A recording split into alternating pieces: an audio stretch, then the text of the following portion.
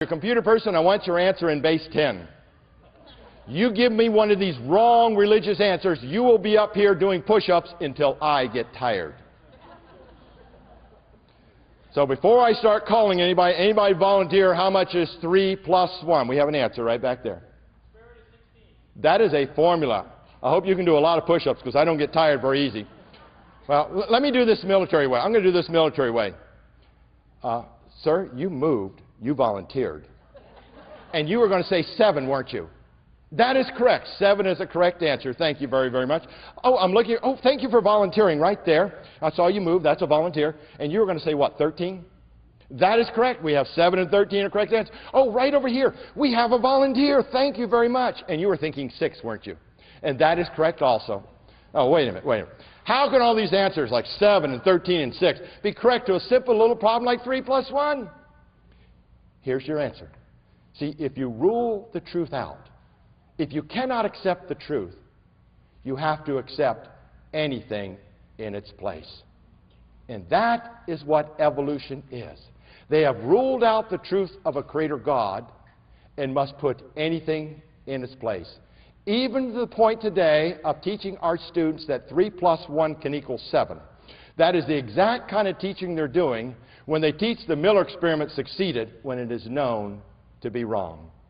What we are observing today out of our universities and high schools is our students are coming out of those schools repeating the same mistakes we did 30 years ago because we're unwilling to teach all the scientific evidence.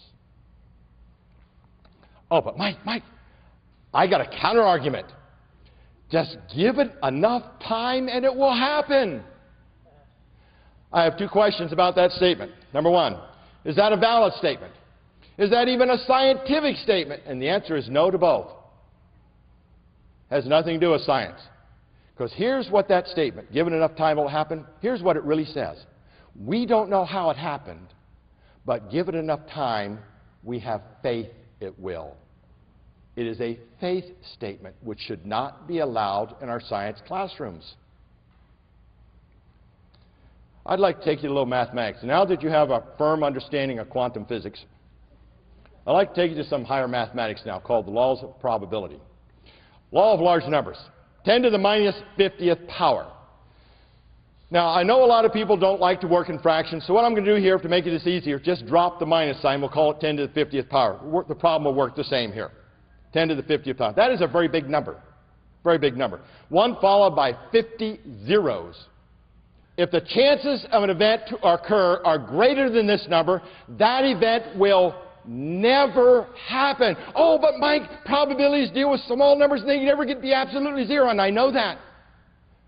But to assume this could still happen, an event greater than that probability, is a faith statement because nobody has ever, get this word, observed that to occur. So it's strictly a faith statement. Let's take a look at that probability. The mathematicians and scientists get together and they calculate the probability of a single protein coming by random chance. Just a single protein. And cells have thousands of these, and we're not even close to life yet.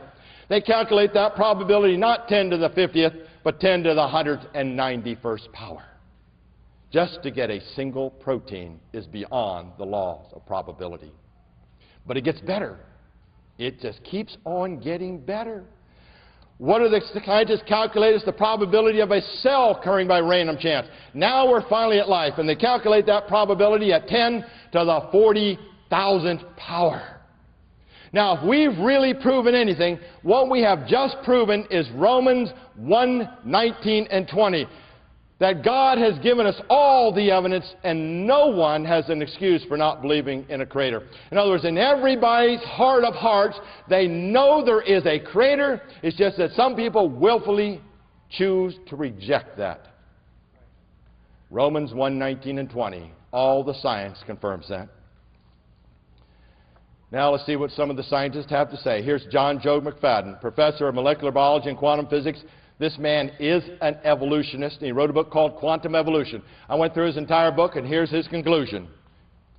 The simplest living cell could not have arisen by chance. Here's a man who makes that statement, but yet he continues to believe in evolution. Why? Because he has willfully rejected the Creator God. Here's another gentleman, Franklin M. Harrell, professor of biochemistry and molecular biology at Colorado State University, wrote a book called The Way of the Cell. Went through his book, and here's what he has to say. The origin of life is also a stubborn problem with no solution in sight. Here's another man who says we don't know how life could start, but yet he continues to have faith in. Why? Because he has willfully rejected a creator God. Romans 1:19 and 20. That's the science. We've had two power questions.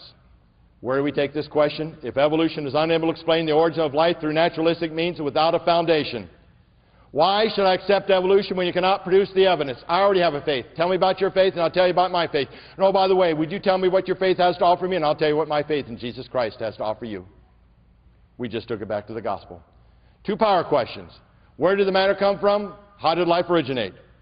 Therefore, it is logical and reasonable to believe that God, not unknown events, created life. You see, evolution does not have a foundation. We do. We have a rock-solid foundation. We know who created, what was created, how it was created, when it was created, and how long it took to create. So now let's go to the third power question, which is going to deal with the fossil record. Oh, Mike. We don't have enough time. I look at my watch. We don't have enough time to do this fossil record. There's books this thick on the fossil record. And I know that. But I'm going to show you how to do the entire fossil record in 6 minutes. See, it's all about apologetics, learning how to ask the right question. The fossil record. Here's our typical scenario we see out there. This geologic column with all these creatures from the least complex moving up and up and up to the more complex as we move up that column. Well, that's all nice, but you don't have to go all through that geologic column. All you got to do is go down to the foundation. See, that's what we're talking about here, is foundations, the right questions to ask to get at the foundation. All you need to do is go down to the Precambrian and Cambrian time periods. So what I want to do now is put this chart up here. I want to look at this. Now, I've got this chart on the vertical. I have the time. On the bottom, going horizontal, I have something called morphology. Here's one of those words, scientific words, morphology. Question. Anybody here have morphology? Raise your hand if you think you have morphology here. Just a couple of you. You people want to move away from them? Morphology. Well, give you an idea. If you don't have morphology, you are a blob. See, morphology just means shape. So vertical, I have the timeline. On the bottom, going horizontal, I have morphology. Now, Darwinian evolution, if it's true, we start with this single cell. Oh, wait a minute. Start with a single cell?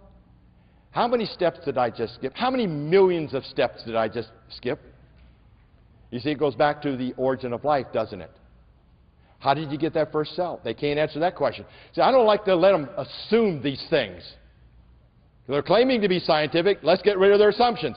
You can't assume a cell came into being. We already saw that that can't happen by any known science. But we'll just start here. They've got that single cell. Then they have this tree of life branching up to all these diversity and complex creatures. Now, if evolution is true, if it really is true, we should find all the transitions between the Cambrian and Precambrian, the Precambrian and Cambrian. We should find single cell, which we do. We should find 2 cell, 10 cell, 100 cell, 1,000 cell, million cell creatures. If evolution is true, we must find that. But in fact, what we find in the fossil record is the appearance of very complex creatures with 0 transitions. Anybody know how much 0 is? 0.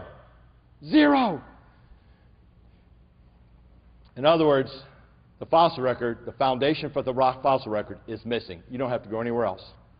And I won't even settle for 2 or 3 or 4 alleged transitions. Folks, there needs to be millions of transitions before I will accept evolution. I need to see the observable evidence. Why? Because great claims require real evidence.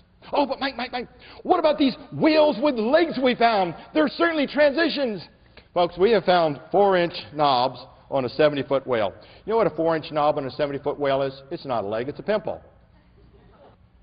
Fossil record. Ernst Mayr, former professor of zoology at Harvard University, considered to be Darwin of the 20th century, wrote a book called What Evolution Is. I went through his entire book, and he starts off this way. He says, given the fact of evolution, notice he calls evolution a fact. Here's how he supports his facts.